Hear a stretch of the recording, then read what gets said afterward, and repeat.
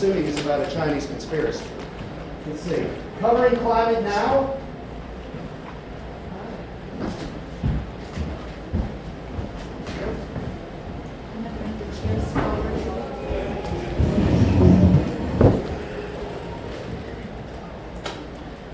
Welcome to Democracy Now! I'm Amy Goodman.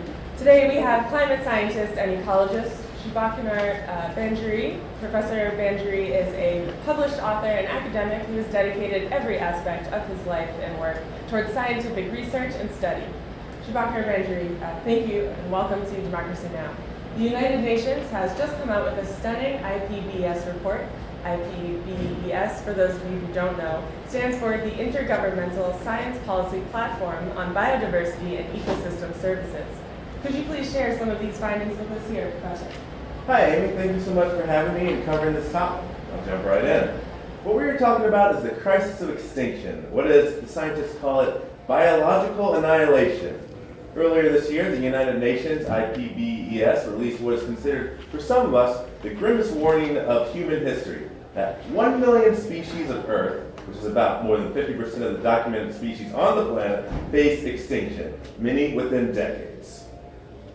You can see on these graph charts behind me, biological annihilation is the most expansive crisis before us. If you consider the number of casualties taken right before us, happening right before us, and it is also the most challenging one to mitigate because every aspect of modern life and its institutions are entangled with biological annihilation.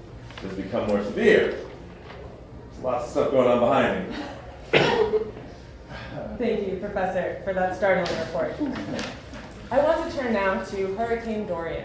The Bahamas continues to reel from the devastation wrought by Hurricane Dorian last week. More than 70,000 on Grand Bahama and the Abaco Islands have been left homeless. Hundreds, possibly thousands, remain missing. As the Bahamas faces this unprecedented destruction, the island nation archipelago has been described as ground zero for the climate crisis. Despite this, the mainstream media has largely omitted any mention of global warming in its coverage of the disaster. I mean, it's very interesting, Professor, when you have to look at these numbers on coverage of Hurricane Dorian. You had massive 24-hour-a-day, it almost seemed, certainly on the cable networks, coverage of the hurricane as we should have seen it. The slamming of the Bahamas and the devastation there. But almost no mention of climate crisis, of the climate change, of the... Surprise!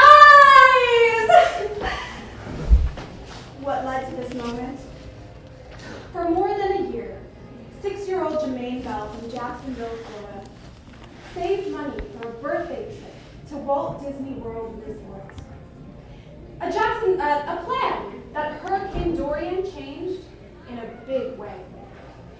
As the hurricane moved up the East Coast and approached South Carolina, Jermaine emptied his piggy bank and bought hundreds of hot dogs, bags of chips, and water. He served it all for free to hurricane evacuees as they passed through the small town in South Carolina where Jermaine was visiting his grandmother. As Jermaine was inside the house doing an interview with Good Morning America, we were outside setting up a magical moment. Hi, are you Jermaine? Yes. Hi, Jermaine, I'm Marilyn. We have a big surprise for you. Do you want to follow me out here? All right. Come on. Come on. Hi. Yes. How do you feel, Jermaine?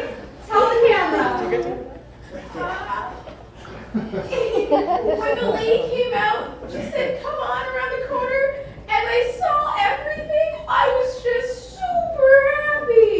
We have a very special guest who also wants to say thank you as well.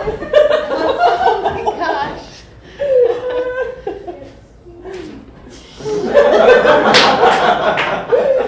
How do you feel?